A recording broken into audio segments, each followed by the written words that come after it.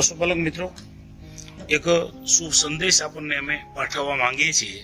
એ સંદેશ એ છે કે તમે પશુપાલનનો વ્યવસાય કરો છો તો પશુપાલનમાં તમને જે મુશ્કેલીઓ આવે છે, પશુઓને લગતા પ્રોબ્લેમ જેમ કે બીમારીઓ અથવા તો દૂધ ફેટ ઓછા આવવાના કારણે તમારા વ્યવસાયમાં આવક ઓછી થાય, તો અમે એક એવા વ્યક્તિની તમને મુલાકાત કરાવવા જઈ રહ્યા છીએ જે બનાસકાંઠાના વતની છે, બનાસકાંઠા જિલ્લાના. એનું ગામ નામ, તાલુકો અને સ્થળ એ બતાવશે. પરંતુ એમની પાસે એક વસ્તુ છે કે જે પેટવેટ નામથી. હવે આ પેટવેટ શું છે?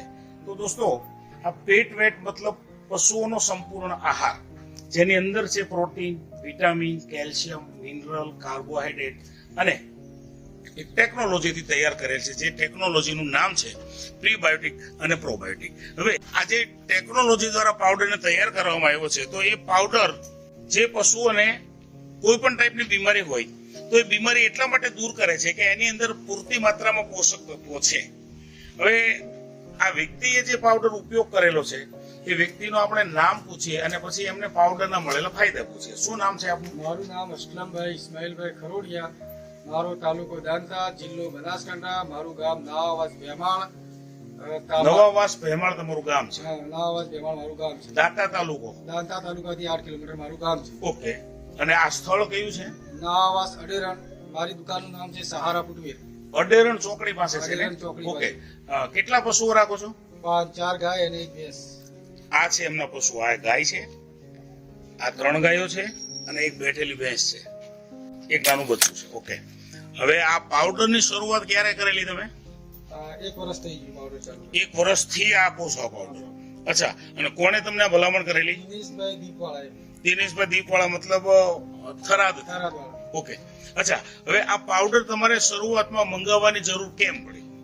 કયા પશુનો પ્રોબ્લેમ હતો? મારા ફ્લેટ ને એસએનએમ નતા આવતા, એક વ્હાઈટ ગાય હતી, એના બદલે મેં જોઈએ આપણે. ગાય તો અહીંયા મોજૂદ છે ને? બતાવો તો દોસ્તો. અમે જે કઈ વાત કરીશું ઓન પ્રૂફ પુરાવા સાથેની વાત છે. આ એ ગાય છે. હવે વાત કરો, ગાયને શું પ્રોબ્લેમ હતો? મારી ગાયને પ્રોબ્લેમ. તમે ક્યાંથી લાવ્યા છો? ગંગાનગર થી લાવ્યો છું. પંજાબ? પંજાબ ગંગાનગર થી લાવ્યા છો. અચ્છા. તો તમે લાવ્યા હતા એ વખતે આ ગાયનું દૂધ કેટલું હતું? લાવ્યા તે વખતે અમારી ગાયનું દૂધ 10 લીટર હતું. 10 લીટર હતું. અચ્છા. અને હા, પાવડર યુઝ કરવાનું ચાલુ કર્યું ત્યારે મારી ગાયનું દૂધ 12 થી 13 લીટર ચાલુ થયું. 12 થી 13 લીટર મતલબ 3 લીટરનો વધારો. અને બીજું ફેટ અને એસએનએફ નું? મારી આ ગાયને પતળું દૂધ હોવાથી એસએનએફ 8 આવતા હતા અને ફેટ આવતા હતા 2 ફેટ ને 9 દોરા. આ પાવડર ચાલુ કરાવવાથી મારા 4 ફેટ 6 દોરા આપવા માંડ્યા અને એસએનએફ 8 ને 4 આપવા માંડ્યા.